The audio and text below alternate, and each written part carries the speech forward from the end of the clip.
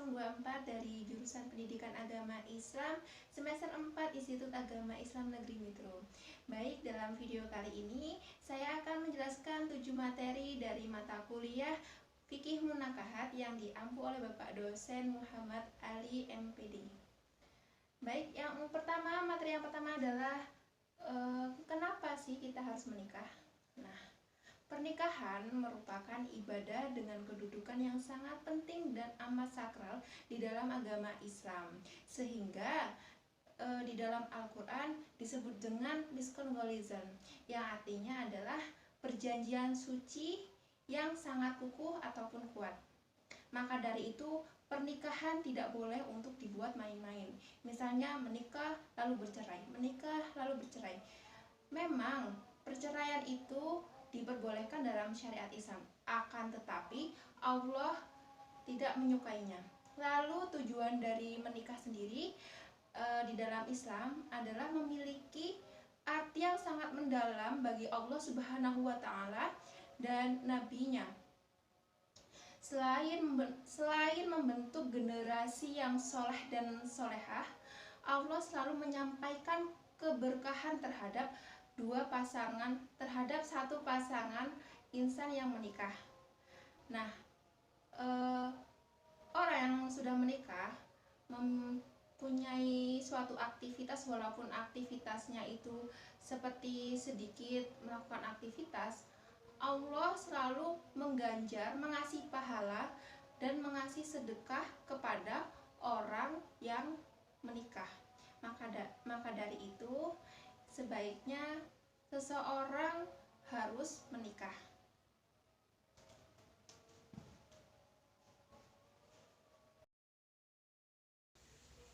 Untuk materi yang kedua adalah konsep peminangan dan kafa'ah dalam Islam. Nah, peminangan merupakan proses pernyataan ingin membangun bahtera rumah tangga yang dilakukan oleh seorang laki-laki dan seorang perempuan. Peminangan ini dilakukan sebelum melakukan pernikahan, baik dengan wali maupun secara sendiri. Nah, tidak ada hukum yang jelas mengenai peminangan. Oleh sebab itu, para ulama mengatakan peminangan adalah hukumnya mubah. Akan tetapi ada sebagian ulama yang mengatakan bahwa peminangan ini dihukumi wajib dikarenakan peminangan merupakan tradisi Nabi Muhammad SAW. Nah, hikmah dari peminangan ini adalah wadah dari suatu perkenalan. Lalu kafa'ah. Kafa'ah di dalam pernikahan merupakan arti untuk kesetaraan perempuan dengan laki-laki. Nah, sebelum melakukan pernikahan maka dilakukanlah kafa'ah, karena laki-laki mempertimbangkan bagaimana sosok calon istri tersebut. Lalu jumhur para ulama seperti Malikiyah, Syafi'iyah, lalu Hanafiyah itu di dalam riwayat Ahmad mengatakan bahwa kafa'ah ini tidak termasuk syarat dari pernikahan. Nah, akan tetapi suatu keafdolian saja untuk pernikahan. Nah, yang menjadi pijakan dalil mereka adalah dari potongan ayat yang artinya orang yang paling disukai Allah adalah orang yang paling bertakwa di antara kalian.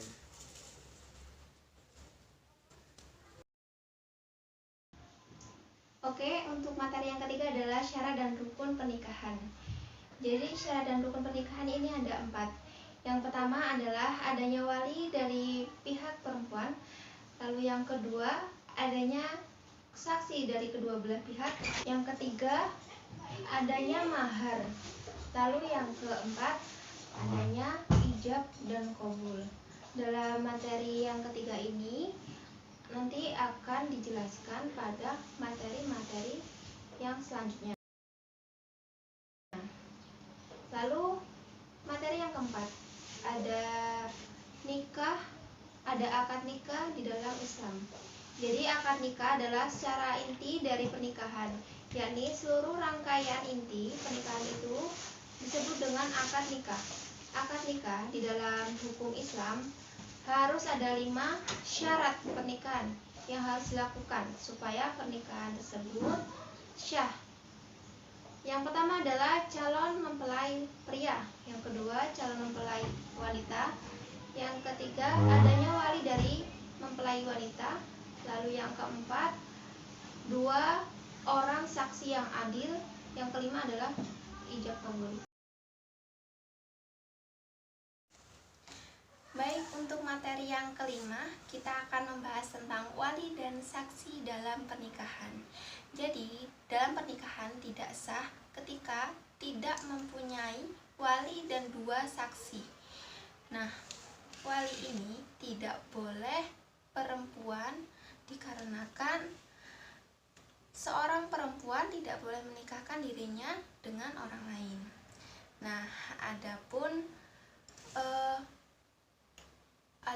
syarat untuk menjadi wali ataupun saksi di dalam kitab Fathul Qorib yang ada 6. Yang pertama adalah Islam. Wali dan saksi itu harus Islam karena kita membahas tentang pernikahan di dalam Islam. Jadi selain agama Islam itu tidak diperbolehkan menjadi wali, begitu. Lalu ada juga yang kedua adalah balik.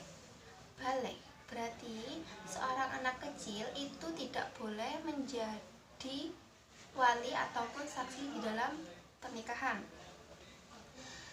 Yang ketiga berakal. Jadi sehat akalnya. Yang dimaksud ini sehat akalnya. Jadi orang yang mempunyai sakit gila, sakit ayan atau sakit yang tidak menyadarkan dirinya itu tidak diperbolehkan untuk menjadi wali ataupun saksi di dalam pernikahan. Nah, yang keempat ada juga laki-laki. Nah, laki-laki. Jadi tadi sudah dijelaskan kan bahwa wali dan saksi itu tidak boleh perempuan, harus laki-laki. Banci pun tidak diperbolehkan untuk menjadi wali di dalam pernikahan. Adapun orangnya itu merdeka. Yang kelima orangnya merdeka. Yang keenam adalah orangnya yang adil. Jadi wali dan saksi itu harus mempunyai sifat yang adil, begitu. Nah, adapun wali dan saksi itu yang paling utama dan yang paling berhak untuk menikahkan, yakni yang pertama adalah bapak. Jika tidak ada bapak, maka kakek dari bapak. Kakek dari bapak.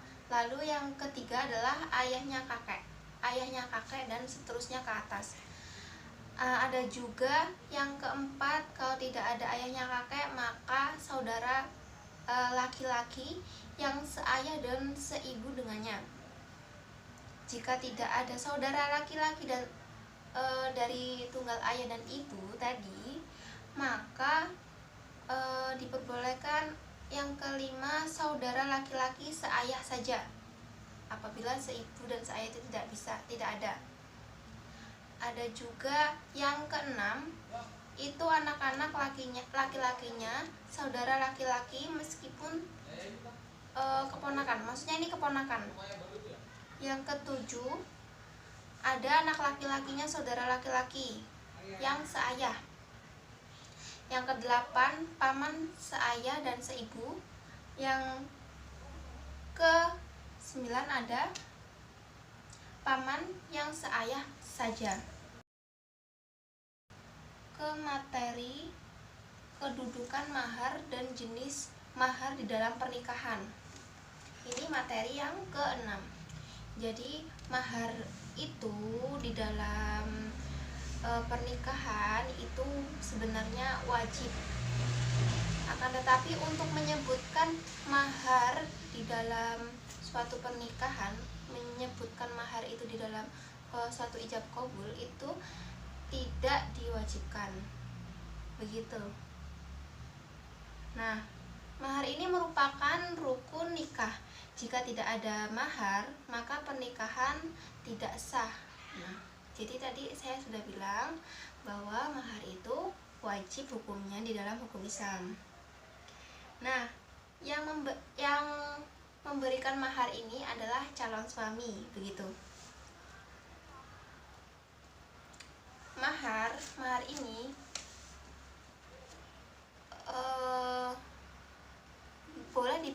boleh diberikan kepada seorang istri itu diambil kemanfaatannya, misalnya mukena ataupun uang untuk kemanfaatan si istri, ataupun membelajarkan bacaan Al-Quran kepada istri, itu diperbolehkan karena diambil oleh kemanfaatannya. Mahar itu harus ada kemanfaatannya. Apabila tidak ada kemanfaatannya, mahar tidak sah. Oke, untuk materi yang ketujuh adalah poligami. Poligami sering kita kenal orang yang menikah lebih dari 2 atau 3 atau 4 istri, begitu. Jadi poligami ini di dalam hukum Islam diperbolehkan.